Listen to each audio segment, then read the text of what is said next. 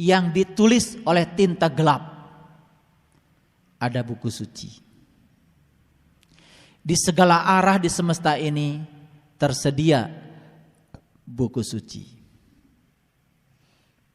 Yang dibutuhkan hanya kepekaan dan kelembutan.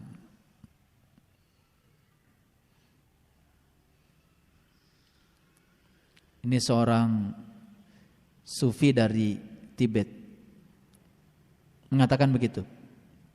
Buku suci itu bukan sekedar yang ditulis oleh tinta hitam di atas kertas putih. Tapi di segala arah dalam kehidupanmu, di situ ada buku suci yang akan mengajarkanmu menuju tempat suci. Sekarang saya tanya, banyak gak umat di dunia ini yang rindu kepada tempat suci yang ada di dunia ini? Orang Islam rindu ke Mekah, bukan? Di agama lain juga ada tempat sucinya masing-masing. Dan mereka juga sama, ada kerinduan ke tempat sucinya masing-masing. Kita juga rindu ya, pengen umroh, pengen haji. Ada gak kerinduan itu?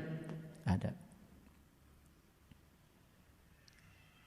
Terlepas dari salah atau benar, harusnya kerinduan yang paling dalam dari kita itu adalah ke tempat suci yang paling dekat dengan kita.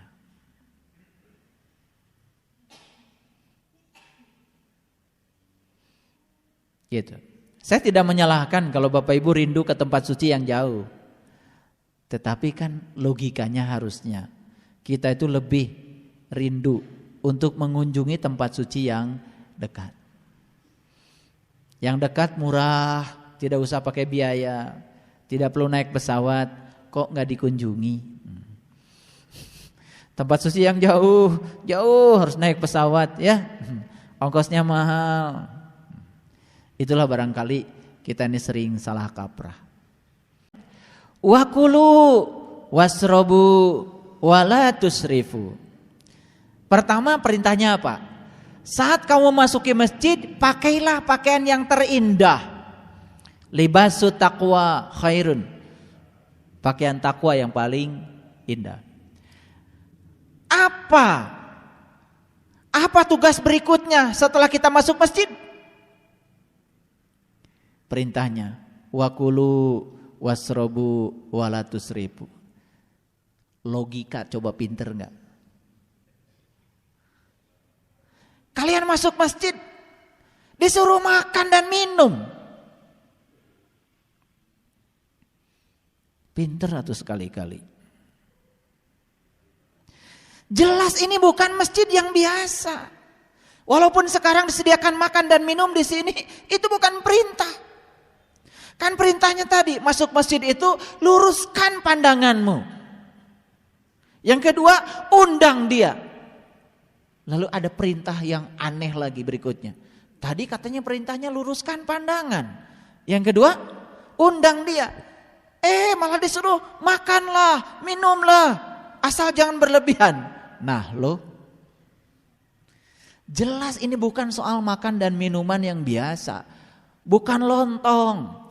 Bukan gehu, bukan. Nah pertanyaannya gini. Kalau saya lagi baca ayat ini. Subhanallah. Jadi ayat ini memberikan pesan ke saya dulu. Sebelum kepada Bapak Ibu sekalian. Pesan yang datang ke saya gini. Kalau kamu masuk masjid ciptaanku dengan baju terindah,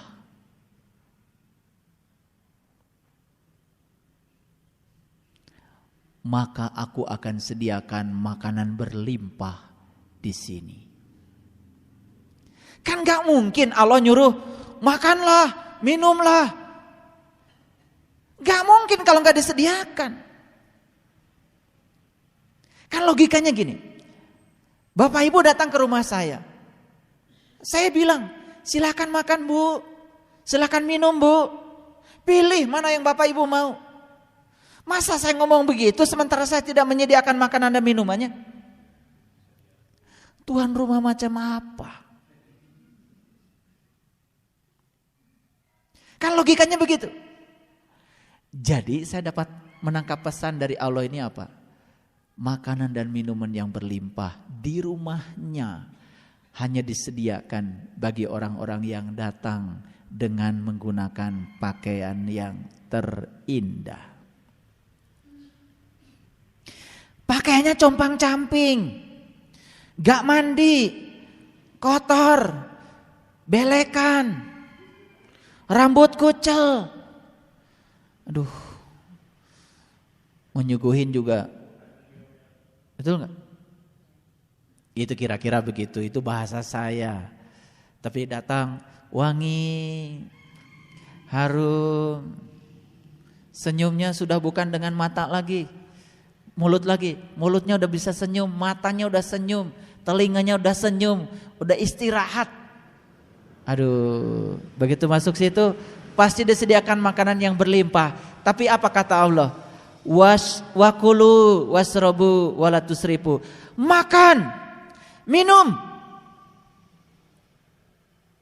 tapi jangan berlebihan. Apa artinya berlebihan? Nih, berlebihan itu hanya bisa dilakukan oleh orang yang serakah. Apa ciri orang serakah? Ciri orang serakah itu di depan dia sudah banyak, dia masih memikirkan yang belum ada di depan dia. Paham? Paham? Oke. Orang serakah selalu merasa kekurangan.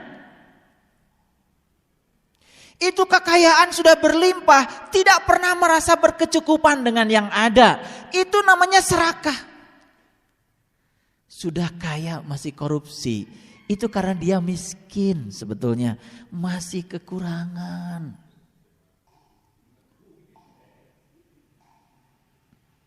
Siapa orang yang kekurangan? Lihat orang yang kekurangan. Sudah berlimpah tapi masih, ya Allah berikanlah rezeki yang berlimpah. Ya Allah berikan rezeki yang berlimpah. Yang dipikirkan tuh yang belum ada, yang adanya lupa. Tapi orang yang sudah cukup dengan dirinya sendiri, ya Allah Tuhan, aku bersyukur atas limpahan karunia yang Engkau sudah anugerahkan padaku. Berikanlah kepadaku rasa berkecukupan dengan semua yang Engkau sudah berikan padaku. Aku bersyukur Tuhan, aku bersyukur. Dia fokus kepada apa yang dia sudah miliki di hadapannya. Orang yang tidak serakah, begitu lihat makanan dan minuman di rumahnya Allah berlimpah. Lihat saya, Bapak Ibu, saya sudah tahu rumah Bapak Ibu semua.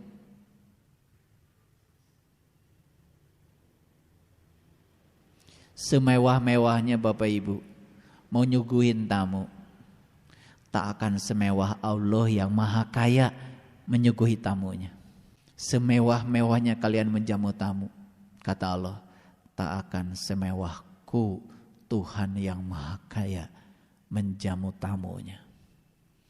Tamu kehormatannya. Makanya orang yang bertamu di rumahnya Allah kan disebutnya duyufullah, duyufullah, duyufur rahman, gitu. Baru ke Mekah aja sudah merasa jadi tamu. Baru ke Madinah aja sudah merasa jadi tamu, belum tentu. Baru pasti jadi tamu Allah yang terhormat kalau kita datang di rumahnya Allah yang buatan Allah. Tadarru wa khufyatan, dengan penuh rasa hormat dan tersembunyi. Itu bahasa Quran. Kan kalau mau pergi haji masa kampung yang nganternya juga. Betul enggak? Tapi haji yang tersembunyi, yang tadarru, bahkan tidak ada orang yang tahu.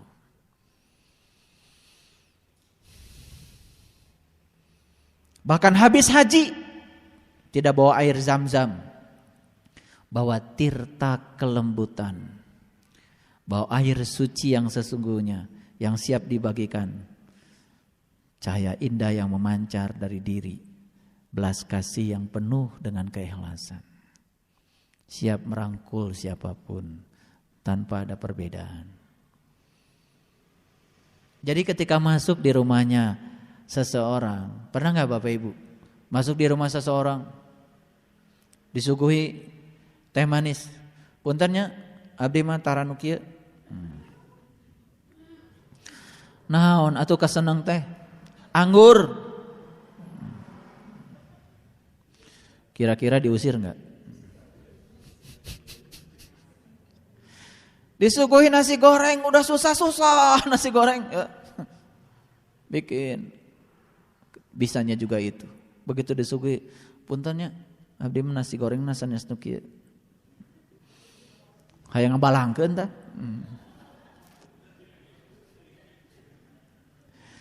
Ini sudah masuk rumahnya Allah, disuguhi sama Allah.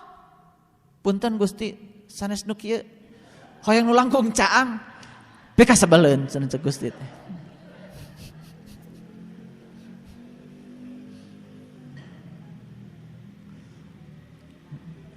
Ketawa kalian semua. Kalian tuh kalau bertamu enggak sopan.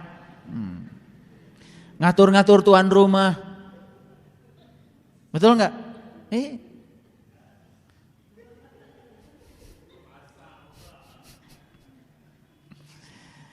Iya kan kata Allah, aku akan suguhi kamu sesuai dengan derajatmu sendiri.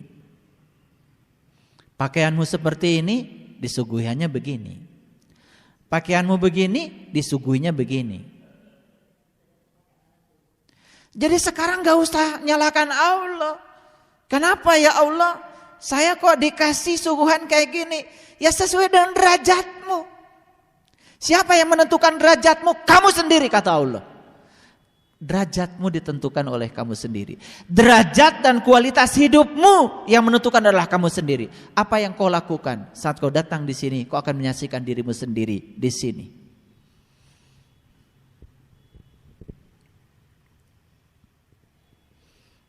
Paham? Jadi ketika tangan kanan menyakiti tangan kiri dan tangan kanan bekerja sama untuk menyembuhkan rasa sakit. Hebat gak? Hebat. Kita udah nyakitin orang, pernah gak? Kita mikirin gimana cara menyembuhkan dia yang kita sudah sakiti, pernah gak? Enggak. Malah puas ketika orang lain itu jatuh ke lembah yang sangat rendah. Auzubillah. Jigana si eta mah tah leungeun katuhu jeung leungeun kencana tara di ajar babarengan. Tuh. Jadi tubuh kita ini harus dibengkakkan sehingga suatu saat kita merasakan tubuh orang lain adalah tubuhku sendiri. Kebahagiaan orang lain adalah kebahagiaanku, kesedihan orang lain adalah kesedihanku. Itu tanda tubuhnya sudah bengkak.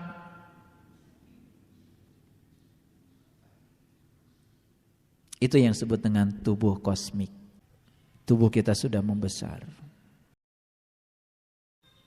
Bapak Ibu yang dirahmati Allah. Di ayat selanjutnya lalu Allah berfirman, innahu la yuhibbul musrifin. Sesungguhnya Allah tidak menyukai orang-orang yang berlebihan. Lagi-lagi bahaya ayat ini. Kok Allah masih tidak suka? Mau punya Allah yang tidak suka tersinggungan.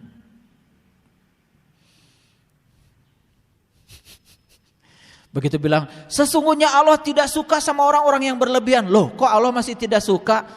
Kalau Allah masih tidak suka, Allah tidak maha dong.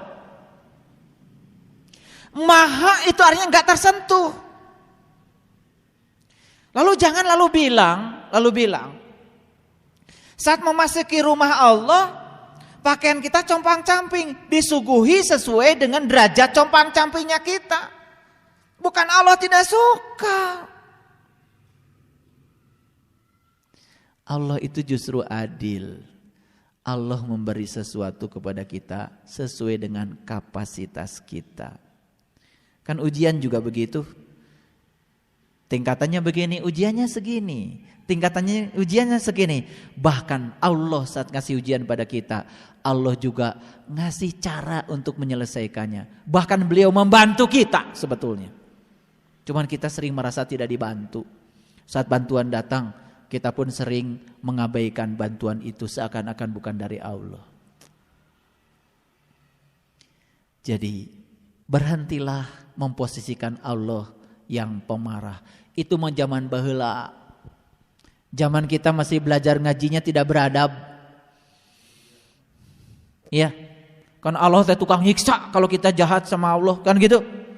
Tukang ngasih kalau kita baik sama Dia. Allah disifati oleh sifat kita. Allah yang mana? Itu mah Allah buatan kita.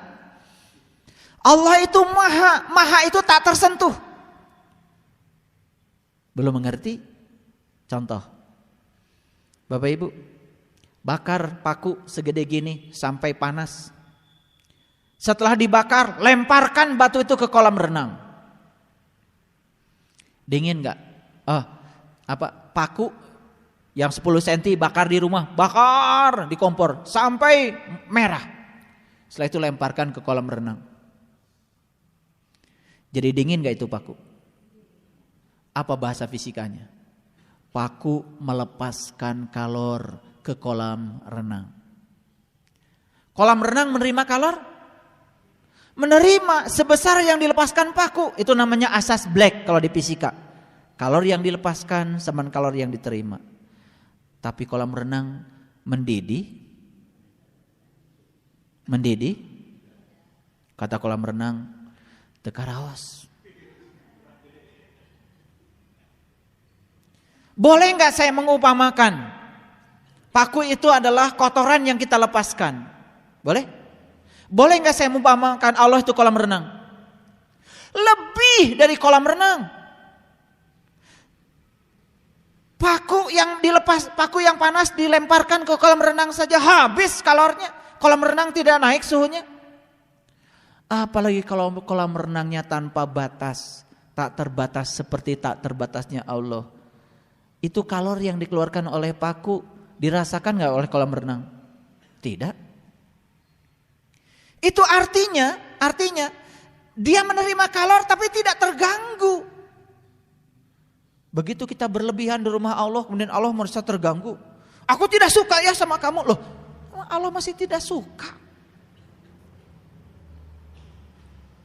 Ini bahasa dunia ini. Ya. Karena sulit membahasakannya, supaya gampang ngerti, lalu pakai bahasa itu. Tapi di tingkatan yang lebih dalam, jangan sekali-kali mengatakan Allah itu tidak suka. Berarti kalau Allah tidak suka, Allah itu masih marah dong. Kalau Allah masih pemarah, di mana mahanya Allah? Dia maha pemaaf, maha pengampun. Paham maksud saya? Sebetulnya ketidaknyamanan itu dibawa oleh diri kita sendiri. Saat kita kotor masuk rumah Allah, kita juga ngerasa lagi kotor, betul nggak? Habis marah-marah masuk rumahnya Allah, kerasa tuh marahnya ke bawah nggak ke situ. Nah, tidak suka atau tidak suka? Kan kita tidak suka, tidak nyaman, betul nggak? Gitu. Jadi pesan saya satu, kita ingin maju dalam spiritual, tidak bisa dipisahkan pengajian dengan kehidupan biasa. Pengajian seperti ini learning. Rumah kita, kawah candra di muka kita yang sesungguhnya. Di situ kita kontemplasi. Membawa hasil pengajian ini di rumah kita sehingga semua orang di rumah kita merasa nyaman. Bade ka mana ya Ibu? Ngaos. Teu salam-salam acan kamu rangkali. Ditaros ke caroge teh, mah bade ka mana? Ngaos. Naros-naros wae atuh. Pan apal ayeuna teh jadwal ngaji. Rek ngaji kitu patut.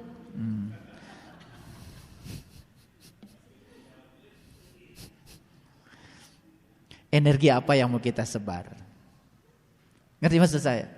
Saya cuma mengingatkan saja. Ngaji kalian yang sesungguhnya adalah di rumah dengan anak-anak.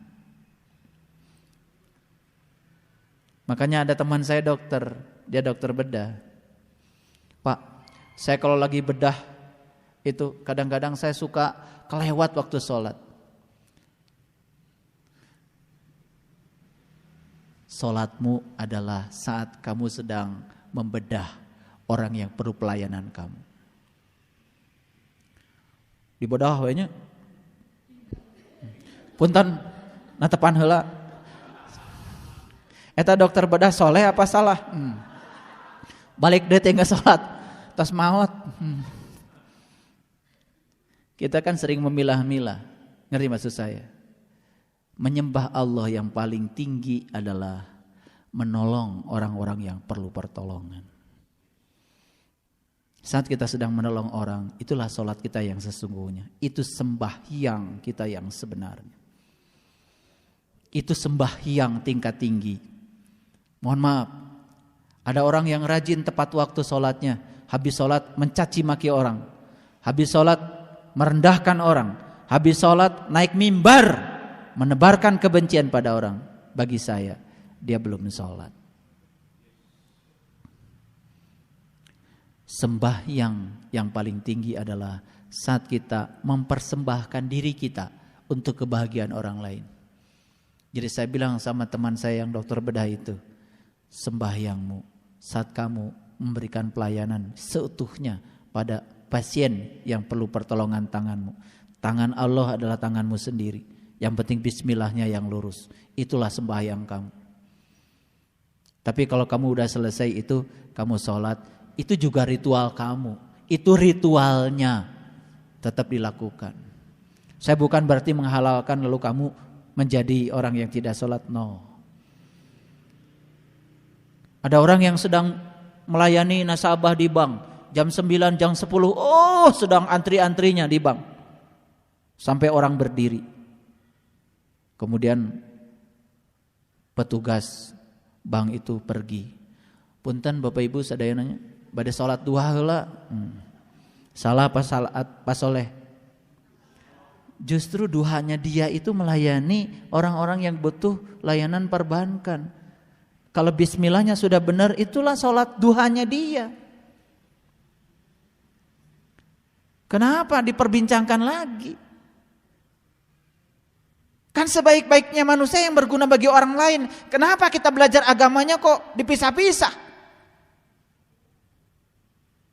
Paham maksud saya? Oke. Baik, hari ini cuma 2 ayat. Pesan yang pertama, ketika kalian sedang masuk masjid, gunakan pakaian yang terindah. Kalau ketemu dengan saya masuk ke sini masjid sini, kemarin itu bajunya, besok itu lagi bajunya, lusa itu, nggak akan saya tanya. Pernah nggak saya komentar? Saya nggak ingat ibu bapak bajunya kemarin yang mana. Kecuali ibu bapak ingat baju saya. Kalau saya bajunya harus banyak, karena diingat banyak orang. Tapi saya pul ti kamari batikna eta deui kan gitu. Masalahnya banyak yang ngapalin kalau sama saya. Kalau saya kan tidak akan sukses menghafal. Betul nggak? Bu Dede kemarin bajunya apa? Nggak peduli, nggak saya lihat. Udah bajunya itu juga minggu depan nggak apa-apa. Tapi baju yang akan dipakai untuk memasuki rumah Allah harus lebih baik setiap hari. Harus lebih baik setiap hari. Direnda bajunya yang bagus. Makanya pulang dari sini lakukan yang saya lakukan tadi. Siap? Rasakan kebahagiaannya seperti apa. Shadaqallahul adzim. Barakallahu li wa lakum. Assalamualaikum warahmatullahi wabarakatuh.